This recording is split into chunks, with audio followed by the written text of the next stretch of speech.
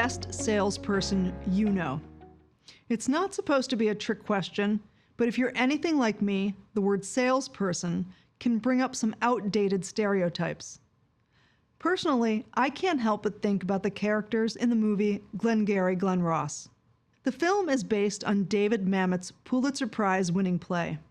It's about a sales team that is desperate to sell real estate to people who don't really want it.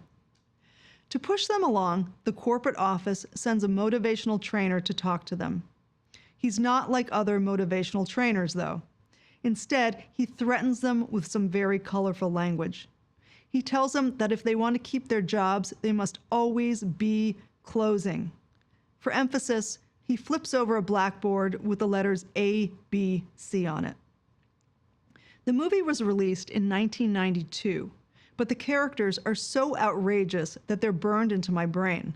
I always picture them dialing the phone and making cold calls when I get one of those aggressive junk calls right as my family is about to sit down for dinner. Apparently, there are still people who think that the ABC, or always be closing tactic works, which of course it doesn't. So, what does work if you're in sales? First of all, if you're watching this video, you are in sales. It doesn't matter what your official business title is or how you get paid. If your job requires you to deal with other people, you're in sales. In fact, you've been a salesperson your whole life.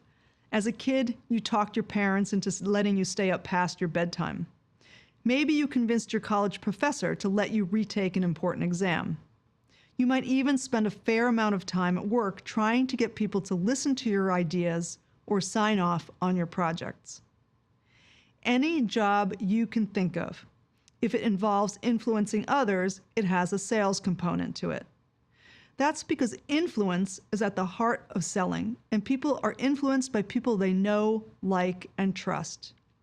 You might have the sleekest products at the most competitive prices, but if you don't build strong relationships, you won't get powerful results. It makes sense, then, that better relationships help close more deals. Intuitively, most sales professionals understand this. But in practice, it takes more than just being professional and returning phone calls and emails to improve relationships. Studies from the last several years show that customers value salespeople who bring them new ideas and who challenge them to think more creatively. Pleasantries and gifts are nice, but what customers really want is someone to problem solve with them. They want someone who'll teach them how to make better decisions. In other words, they want someone willing to commit to the relationship and not just try to sell them something. Which brings us back to ABC. Except that the letter C is not about closing a sale, it's about building capital. Relationship capital, to be exact. Here's another way to think of it.